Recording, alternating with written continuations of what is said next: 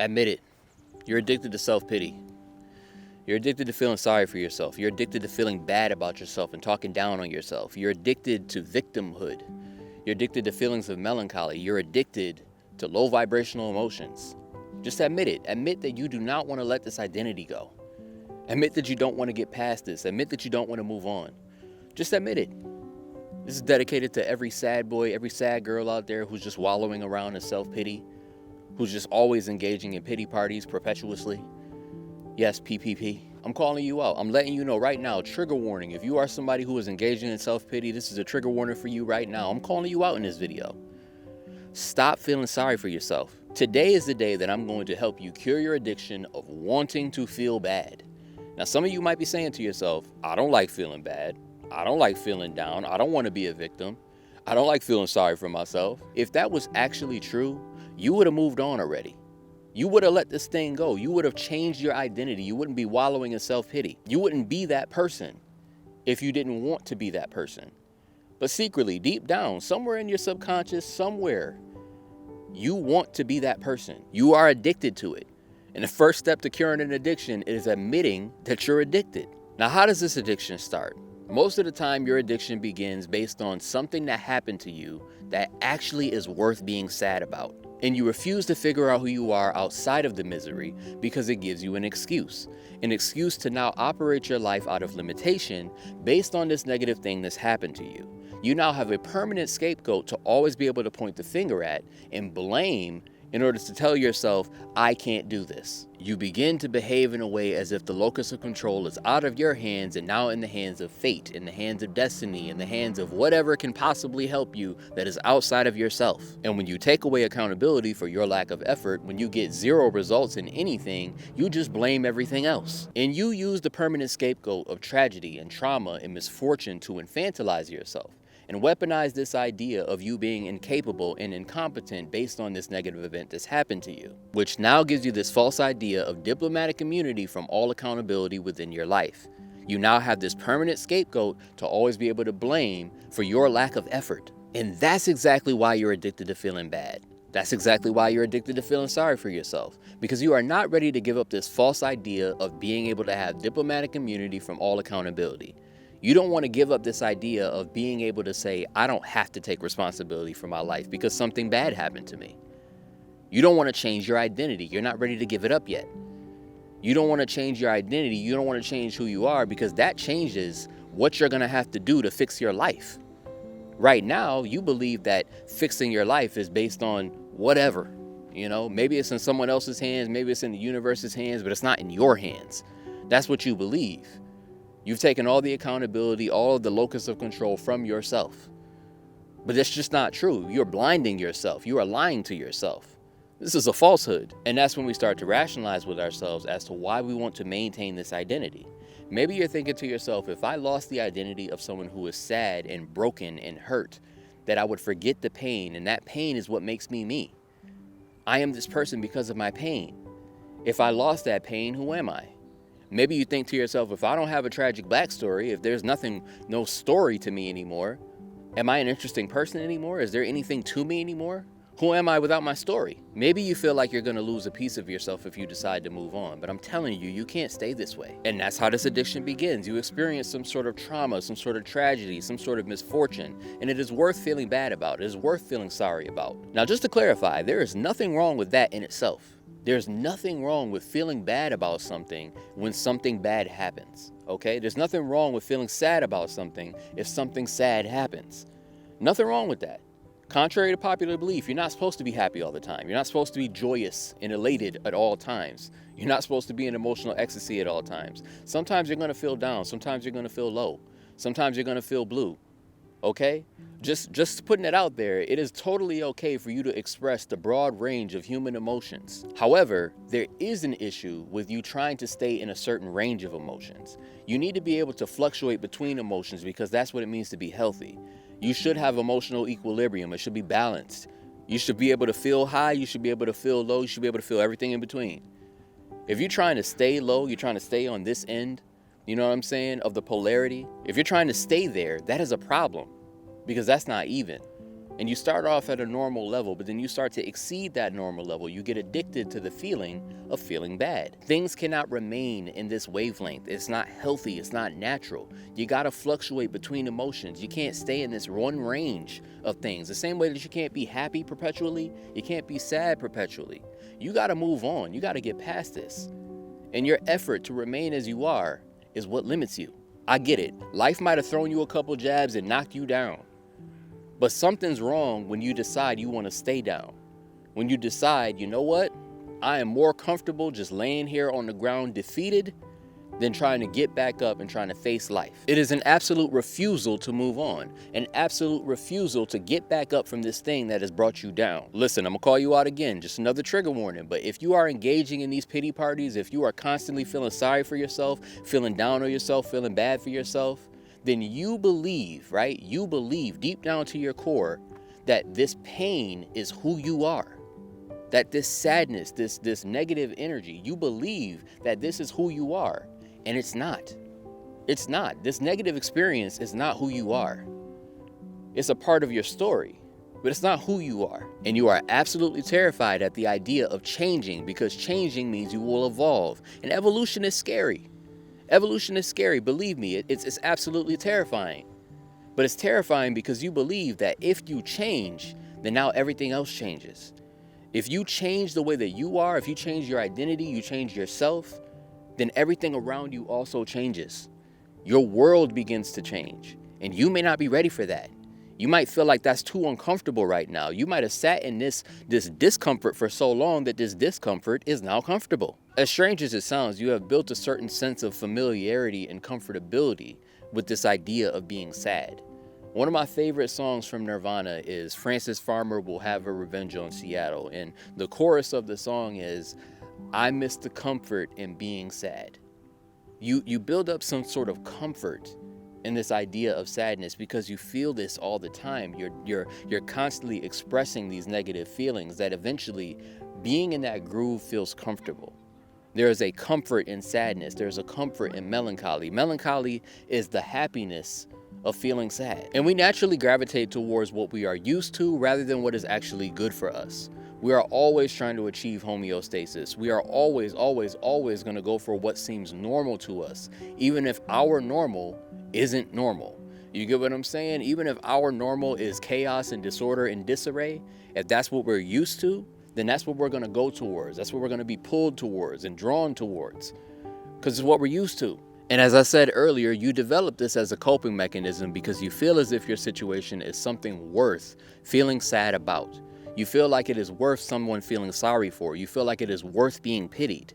So you fill in the gap with yourself. You fill in the gap with your own pity, your own self-pity. You begin to self-perpetuate this idea of this thing being so sad, so tragic, so traumatic. And even if you do have people who feel sorry for you, who feel bad for you, who pity you, it's just not enough. It's just not enough for your ego. You want it to be this whole thing. You want it to be this whole encompassing story, this identity. You know, this shroud of sadness, this shroud of melancholy, this whole entire thing that is your thing. You want it to be your thing. Even if you won't admit to it, you want it to be your thing. You want it to be your story. You want it to be your identity. Woe is me. My life sucks. My life is so bad. My story is so sad. Boo-hoo. Boo-hoo, boo-hoo, boo-hoo. Let me tell you why this is horrible. It's self-obsessed, and in a weird, twisted sense, you are engaging in these pity parties as your own version of self-worship, just on a negative polarity rather than a positive one. It's very narcissistic. It's very self-absorbed for you to constantly be thinking about yourself and your own problems at such a high magnitude at all times. And you're being narcissistic because you're only thinking about yourself. Even if you're thinking about yourself in a negative way, in a belittling way, in a way of self-hatred, you're only thinking about yourself. You are self-absorbed. You are so stuck in your own head and so obsessed with your own story, your own tragedy, that you can't just break out of it and see that there are other people who are hurting as well, but they don't act like you do. That is the key. They don't act like you do. They have chosen to move on. They have chosen to grow, to evolve, to become somebody outside of the misery. They do not identify with this thing that happened to them. It is just merely a part of their story. But you want to make it a thing. You want to make it who you are. But it's not who you are. It's just something that happened to you. You are victimizing yourself of your own volition. And you're acting as if being a victim is more empowering than liberating yourself from this thing that hurt you. By healing, by moving on, by growing, by evolving. You're acting as if being a victim is better for you. Now, not to compare apples to oranges, but there's absolutely somebody out there who has a worse life than you. They've had worse trauma. They've had a worse tragedy. They've had worse misfortune in their entire lifetime. Worse than you. Now, this isn't the trauma Olympics. This isn't the tragedy, misfortune Olympics, but like they've had a worse life than you, objectively. They've had a worse life than you.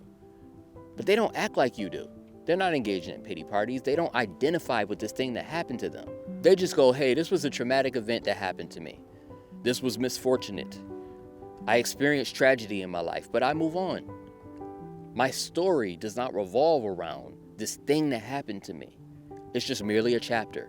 It's merely a sentence. It's merely just a portion of who I am.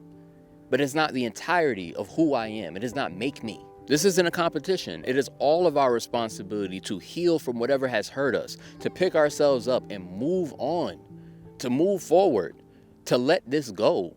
It is up to you to let this go. Nobody else can't let it go for you. You the one holding on. You the one holding on. You got to let it go.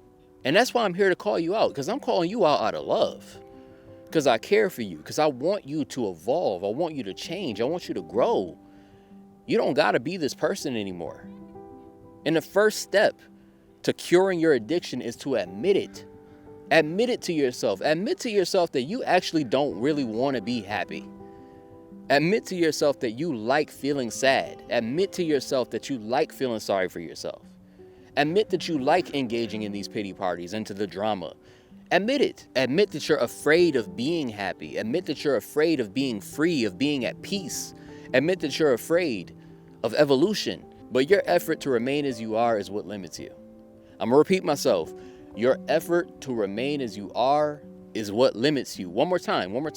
For the people in the back. For all the sad boys and sad girls in the back. Your effort to remain as you are is what limits you. Stop being this person.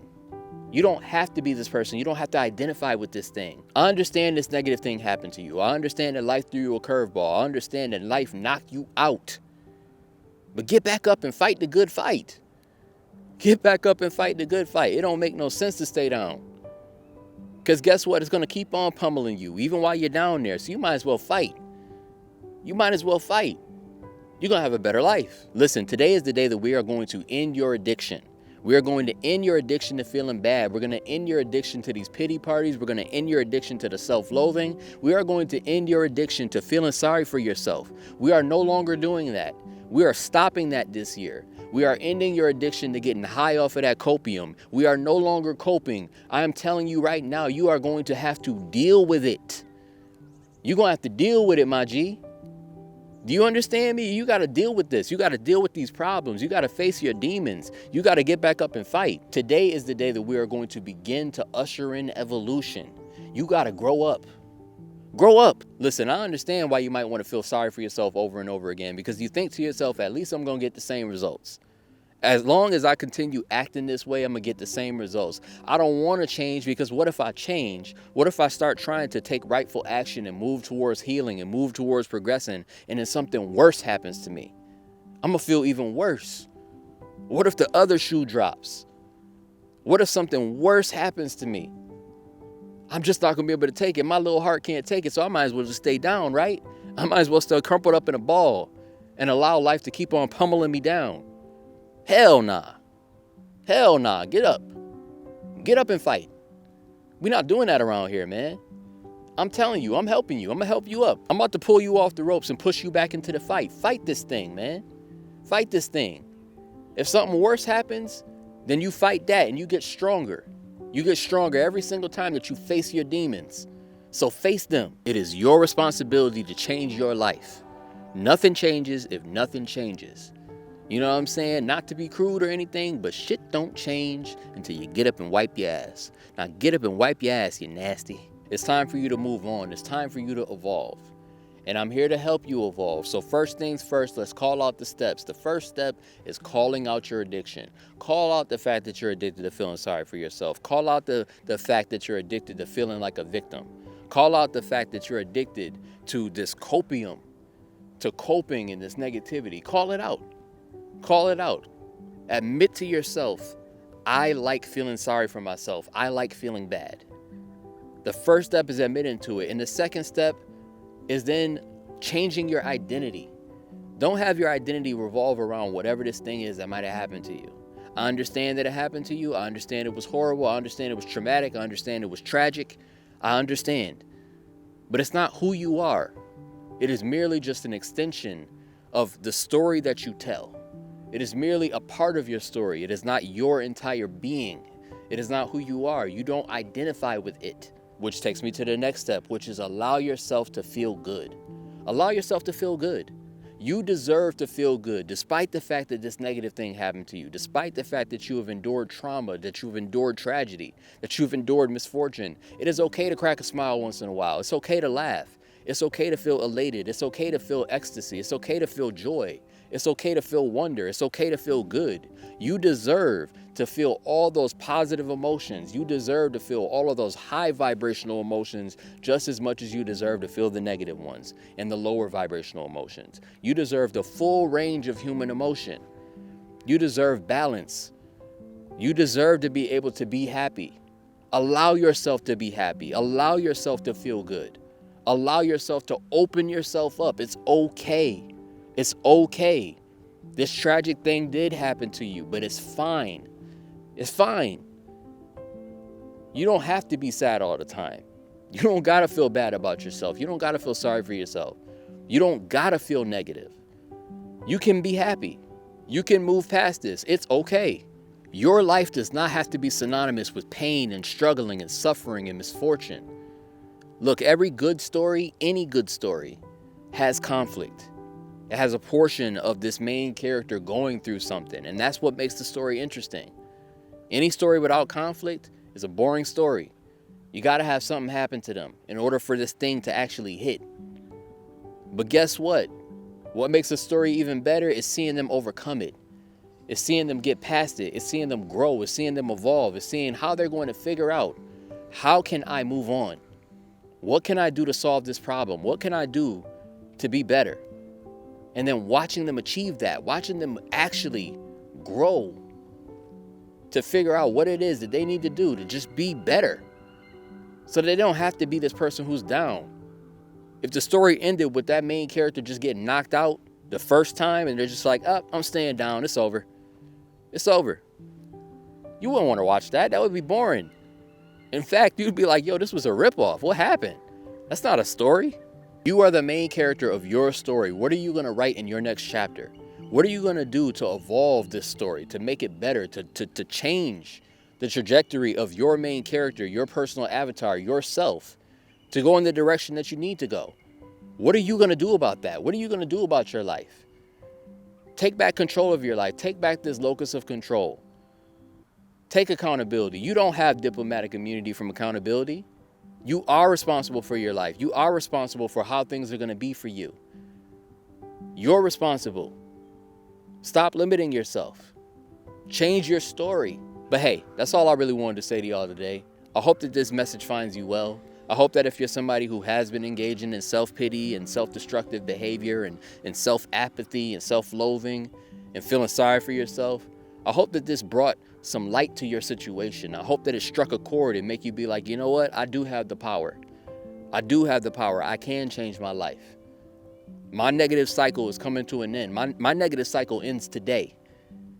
In fact, I got a video. My negative cycle ends today. I want you to watch it. It should be up here. I think over here on this side. It should be up here.